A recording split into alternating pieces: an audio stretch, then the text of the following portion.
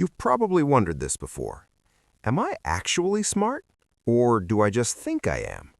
Maybe you've taken a random online test, got a number, and thought, is this even real? Because deep down, you don't really know what your intelligence level actually is. And if you enjoy content like this, hit like and subscribe. It really helps. Let's break this down properly. First, what is IQ? IQ stands for Intelligence Quotient. It's a score designed to measure certain types of cognitive abilities, like problem solving, pattern recognition, memory, and logical reasoning. But here's something important. IQ does not measure everything. It doesn't measure creativity. It doesn't measure emotional intelligence. It doesn't measure discipline or success. It measures how your brain processes certain kinds of information. Now here's where it gets interesting. Most people assume IQ is something obvious, like smart people just know they're smart. But research shows that's not always true. In fact, studies in psychology have shown something called the Dunning-Kruger effect, which basically means people with lower ability tend to overestimate themselves, and people with higher ability often underestimate themselves. So your own perception is not a reliable way to measure your intelligence. Now, let's talk about how IQ is actually measured. Real IQ tests are standardized assessments developed by psychologists. Some of the most widely used ones include the WAIS test and the Stanford-Binet test. These are administered in controlled settings, often by professionals, and they don't just ask random questions. They test multiple areas of thinking.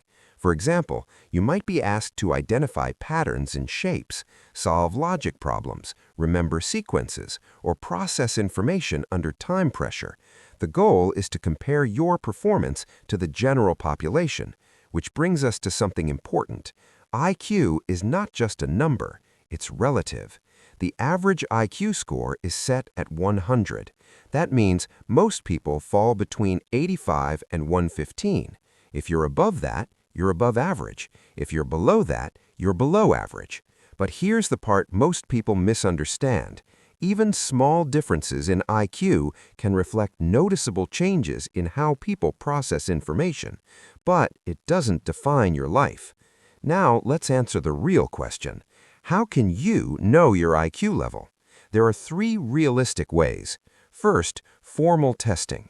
If you want an accurate measure, you would need to take a professionally administered IQ test. This is the most reliable method. Second, high-quality, standardized online tests.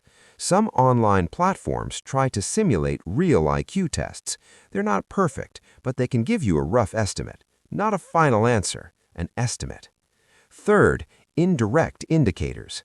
Now here's where things get interesting, because while you can't calculate your IQ just by observing yourself, there are patterns researchers often associate with cognitive ability. For example, how quickly you understand new concepts, how well you recognize patterns, how easily you adapt to new situations, or how you solve unfamiliar problems. But here's the key. These are not measurements. They're observations. They don't replace testing. Now, let's talk about something most people don't consider. Why do you even want to know your IQ? Is it curiosity, comparison, validation? Because here's the truth. Knowing your IQ doesn't automatically change your life. It doesn't make you more successful. It doesn't make you happier. In fact, some research suggests that people who focus too much on labels like smart or not smart can limit their own growth because they start acting based on the label instead of improving their abilities. There's a concept in psychology called a growth mindset. It's the idea that your abilities are not fixed. They can develop over time, which means your performance can improve regardless of your starting point. And this is where things come full circle. IQ tells you how you perform on a specific type of test, but it doesn't tell you how far you can go, how much you can learn, or what you can build.